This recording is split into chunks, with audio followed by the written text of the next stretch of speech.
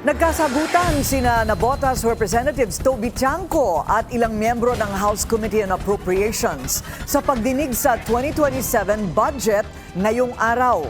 Alamin natin kung anong nangyari sa agenda report ni Isaiah Mirafuentes live mula sa Batasan. Isaiah, ano ang pinag-awayan nila? Hindi na pasado alas 9:30 kanina nga nang simulang talakayin ng House Committee on Appropriations ang pondo, national budget o proposed national budget sa susunod na taon. Hanggang sa ngayon, Corina, hindi pa sila tapos sa pagtalakay kaugnay dyan at hindi pa nga umiinit ang talakayan o kasi simula pa lang halos ang talakayan ay may nagsagutan ng ilang mga mambabatas. Umabot ng halos 30 minuto ang sagutan sa pagitan ni Navotas Representative Toby Tiangco at ng mga miyembro ng House Committee on Appropriations, partikular na ang chairperson na si Representative Mika Swansing. Di kasi gaya ng ibang ahensya ng pamahalaan, walang pre-plenary hearing na naka-schedule para sa budget ng House of Representatives. Pero nakita ko po yung schedule ng ating budget briefings sa pre-plenary. Wala po doon, hindi po nakaschedule yung House of Representatives. So is there a law that exempts the House of Representatives? In previous years po, there are certain agencies who do not have pre-plenary hearings. They go straight to plenary. So it's not just the House of Representatives.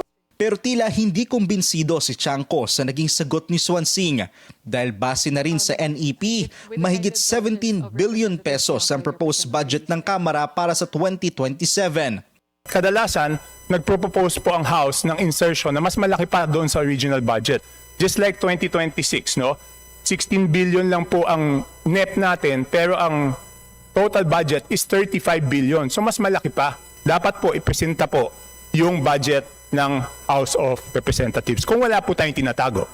Ayon sa komite, kukonsulta muna sila sa liderato ng Kamara kaugnay sa hiling ni Tiangco. Madam Chairman, why do we have to submit it? This is about transparency. This is about the budget of the House. We are one with you, Representative Tiangco, in Ma'am, you're one with pushing me, for but you are just transparency. you're circling around the question. So I want to know bakit ayaw natin i-pre-plenary yung budget ng House of Representatives. I mean, ano bang problema? What is the problem? Why don't we ask the House leadership? Nandyan man si Speaker, nandyan man si Madjo. Ba't di lang natin tanongin?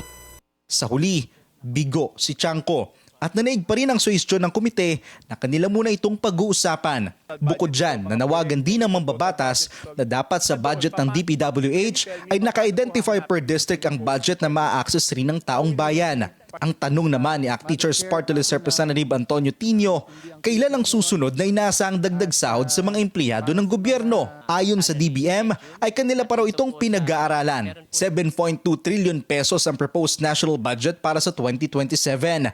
Mas mataas yan ng halos 6% sa 2026 budget. May pinakamalaking alokasyon ang Department of Education na may 976 billion pesos na susundan ng DPWH na may 644 billion pesos kung saan mahigit 100 billion ang ilalaan para sa flood control project.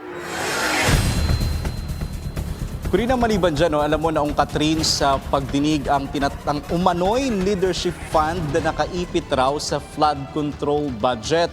Binulgarian mismo ni House Minority Leader Representative Antonio Tinio dahil may 49 billion pesos daw na naka-allocate para sa DPWH Central Office at nakadistribute daw ito sa bawat mga rehiyon. Pagtataka ng mga mambabatas, Kurina, bakit pa kailangan ang pondo na yon gayong meron namang separated budget ang ahensya na nakalaan per region? Paliwanag mismo ng DBM, hindi daw yan leadership fund o hindi daw yan insertion o hindi raw yan para sa insertion kundi yan daw tinatawag na Foreign Assistance Fund. Subalit ang ilang mga mambabatas, Kurina, ay hindi kumpinsido sa paliwanag na yan ng DBM. Samantala, naungkat rin, Kurina, sa pagdinig patungkol pa rin yan sa flood control budget sa susunod na taon na walang pondo na nakalaan para sa Region 11 which is the Davao Region ay pinagtataka rin ng ilang mga mambabatas. Gayong ayon sa kanila, ibinabahari naman ang Davao. Agiit ng DBM, sinusunod lamang daw nila ang proposal na isinumite sa kanila ng DPWH. Corina. Naku, ewan ko naman, hindi rin naman ako makapaniwala na mayroong talagang tutukuyin na isang probinsya na hindi bibigyan ng budget, ano? Pero aalamin natin yan siguro sa mga darating na araw. It's a question worth asking. Maraming salamat, Isaiah Mirafuentes, nag-uulat ng live mula sa Batasan.